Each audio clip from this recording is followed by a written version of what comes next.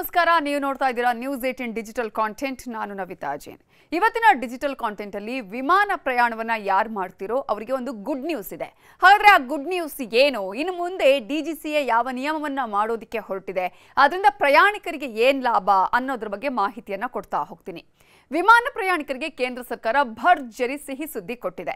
ಭಾರತದಾದ್ಯಂತ ಪ್ರತಿದಿನ ಆಲ್ಮೋಸ್ಟ್ 4 ಲಕ್ಷಕ್ಕೂ ಅಧಿಕ ಜನ ವಿಮಾನದ ಮೂಲಕ ಪ್ರಯಾಣ ಮಾಡ್ತಾರೆ.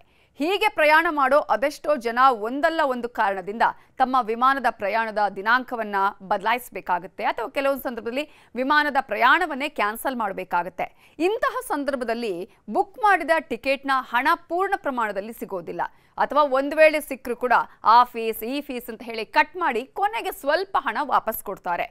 ಆದರೆ ಇಂತಹ ವಿಮಾನ ಪ್ರಯಾಣಿಕರಿಗೆ ಇದೀಗ ಕೇಂದ್ರ ಸರ್ಕಾರ ಭರ್ಜರಿ ಗುಡ್ ನ್ಯೂಸ್ ಕೊಟ್ಟಿದ್ದು, ಇನ್ನು ಮುಂದೆ ಟಿಕೆಟ್ ಮರುಪಾವತಿ ಮಾನದಂಡಗಳಲ್ಲಿ ಗಮನಾರ್ಹ ಬದಲಾವಣೆಗಳನ್ನು ಮಾಡೋದಕ್ಕೆ ಡಿಜಿಸಿಎ ಪ್ರಸ್ತಾಪ ಕೊಟ್ಟಿದೆ. ಹೌದು, ಭಾರತೀಯ ನಾಗರಿಕ ವಿಮಾನಯಾನ ಮಹಾನಿರ್ದೇಶನಾಲಯ ದೇಶದ ವಿಮಾನ ಪ್ರಯಾಣಿಕರಿಗೆ ಬಹು ನಿರೀಕ್ಷಿತವಾದಂತಹ ಒಂದು ಹೊಸ ಸೌಲಭ್ಯವನ್ನು ಘೋಷಿಸಿದೆ. ಅದರ ಪ್ರಕಾರ ಪ್ರಯಾಣಿಕರು ಟಿಕೆಟ್ ಬುಕ್ ಮಾಡಿದ ಬಳಿಕ 48 ಗಂಟೆಯ ಒಳಗೆ ಯಾವುದೇ ಹೆಚ್ಚುವರಿ ಫೀಸ್ ಇಲ್ಲದೆ ತಮ್ಮ ಟಿಕೆಟ್ಗಳನ್ನು ಕ್ಯಾನ್ಸಲ್ ಮಾಡೋದಕ್ಕೆ ಅಥವಾ ತಿದ್ದುಪಡಿ ಮಾಡೋದಕ್ಕೆ ಅವಕಾಶ ನೀಡುವಂತಹ ಲುಕ್ ಇನ್ ಆಯ್ಕೆ ಅಂದರೆ ಲುಕ್ ಇನ್ ಆಪ್ಷನ್ ಅನ್ನುವಂತಹ ಹೊಸ ವ್ಯವಸ್ಥೆಯನ್ನ ಪ್ರಸ್ತಾಪ ಮಾಡಿದೆ. ಲುಕ್ ಇನ್ ಆಯ್ಕೆಯ ಪ್ರಯೋಜನ ಏನು ಹಾಗಾದ್ರೆ ಅಂತ ನೋಡೋದಾದ್ರೆ, ಈ ಒಂದು ಕರಡಿನ ಪ್ರಕಾರ ಅಥವಾ ಈ ಹೊಸ ನಿಯಮದ ಪ್ರಕಾರ ಪ್ರಯಾಣಿಕರು ಟಿಕೆಟ್ ಬುಕ್ ಮಾಡಿದ ಸಮಯದಿಂದ 48 ಗಂಟೆಯ ಒಳಗೆ ಟಿಕೆಟ್ ಅನ್ನ ಯಾವುದೇ ಕ್ಯಾನ್ಸಲೇಷನ್ ಫೀಸ್ ಇಲ್ಲದೆ ಇನ್ನು ಮುಂದೆ ಕ್ಯಾನ್ಸಲ್ ಮಾಡಬಹುದು. ಬದಲಿಗೆ ಅವರು ತಮ್ಮ ಪ್ರಯಾಣದ ದಿನಾಂಕವನ್ನ ಏನಾದರೂ ಅಥವಾ ಸಮಯವನ್ನ ಏನಾದರೂ ಚೇಂಜ್ ಮಾಡಬೇಕು ಅಂತ ಬಯಸಿದ್ರು, ಪೋಸ್ಟ್ಪೋನ್ ಮಾಡಬೇಕು ಅಥವಾ ಪ್ರಿಪೋನ್ ಮಾಡಬೇಕು ಅಂತ ಬಯಸಿದ್ರು ಕೂಡ ಯಾವುದೇ ತಿದ್ದುಪಡಿ ಶುಲ್ಕ ವಿಧಿಸದೆ ಇನ್ನು ಮುಂದೆ ವಿಮಾನಯಾನ ಸಂಸ್ಥೆಗಳಿಗೆ ಶುಲ್ಕವನ್ನು ವಿಧಿಸೋದಕ್ಕೆ ಅವಕಾಶ ಇಲ್ಲ. ಹೊಸ ದಿನಾಂಕದ ಟಿಕೆಟ್ ದರ ಏನಾದರೂ ಹೆಚ್ಚಿದ್ರೆ ಆ ದರ ವ್ಯತ್ಯಾಸವನ್ನು ಮಾತ್ರ ಪ್ರಯಾಣಿಕರು ಪಾವತಿಸಬೇಕಾಗುತ್ತೆ. ಇದನ್ನ ಗಮನದಲ್ಲಿ ಇಟ್ಕೊಳ್ಬೇಕಾಗಂತೆ. ಅದೇ ರೀತಿಯಾಗಿ ದೇಶದ ಕೋಟ್ಯಾಂತರ ಪ್ರಯಾಣಿಕರಿಗೆ ಇದು ಒಂದು ದೊಡ್ಡ ಮಟ್ಟದ ಪ್ರಯೋಜನ ಅಂತಾನೆ ಹೇಳಬೇಕಾಗುತ್ತೆ.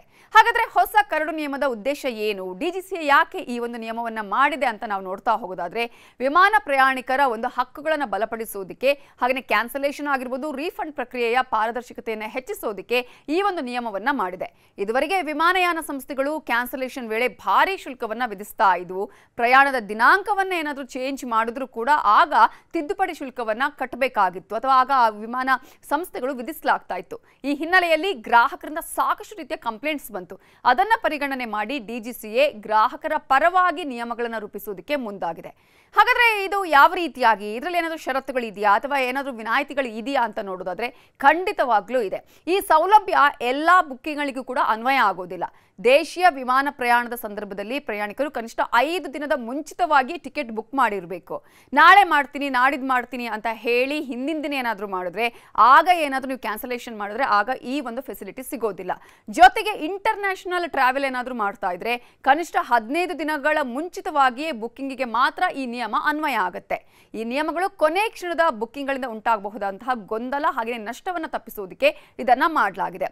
ಟಿಕೆಟ್ ಬುಕ್ ಮಾಡುವಾಗ ಪ್ರಯಾಣಿಕರ ಹೆಸರಲ್ಲಿ ಕೆಲವೊಂದ್ಸಲ ಸಣ್ಣ ತಪ್ಪುಗಳಾಗುತ್ತೆ. ಅಕ್ಷರ ಇನಿಷಿಯಲ್ಗಳು ಏನಾದರೂ ತಪ್ಪಾಗುತ್ತಲ್ಲ, ಅಂತಹ ಸಂದರ್ಭದಲ್ಲೂ ಕೂಡ ಆ ಅಕ್ಷರದ ತಪ್ಪುಗಳನ್ನ ಚೇಂಜಸ್ ಮಾಡೋದಕ್ಕೆ ಈ ಹಿಂದೆ ಭಾರಿ ಶುಲ್ಕ ವಿಧಿಸಲಾಗ್ತಾ ಇತ್ತು.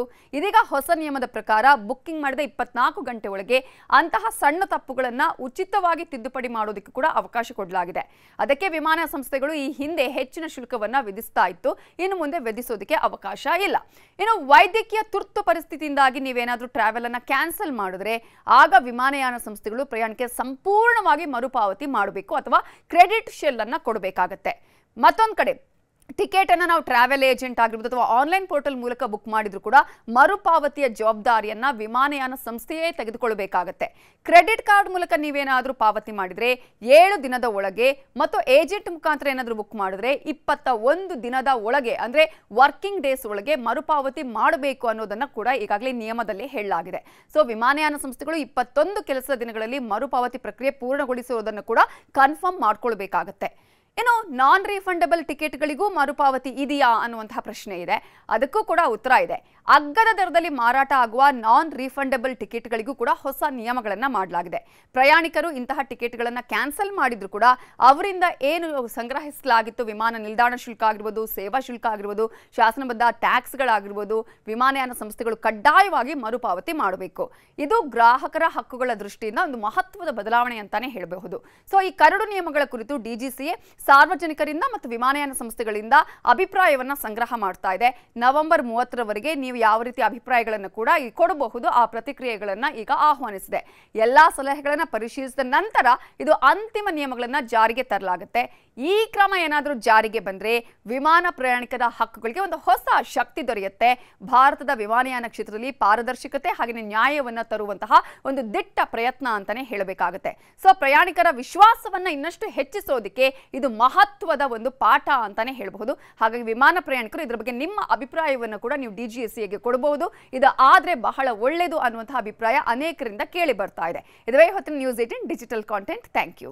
ನಿರ್ಭೀತ, ನಿಷ್ಪಕ್ಷಪಾತ, ವಿಶ್ವಾಸಾರ್ಹ ಸುದ್ದಿಗಳಿಗೆ ಮತ್ತೊಂದು ಹೆಸರಾಗಿರೋ ನ್ಯೂಸ್ 18 ಕನ್ನಡ ಈಗ ಆಪ್ನಲ್ಲೂ ಲಭ್ಯ ಇದೆ. ದಯವಿಟ್ಟು ಇಲ್ಲಿರೋ QR ಕೋಡ್ ಅನ್ನು ಸ್ಕ್ಯಾನ್ ಮಾಡಿಕೊಂಡು ಆಪ್ ಡೌನ್ಲೋಡ್ ಮಾಡೋದಕ್ಕೆ ಮರಿಬೇಡಿ. ನಿಮ್ಮ ಬೆಂಬಲ ಹೀಗೆ ಸದಾ ನಮ್ಮೊಂದಿಗಿರಲಿ. ಧನ್ಯವಾದ.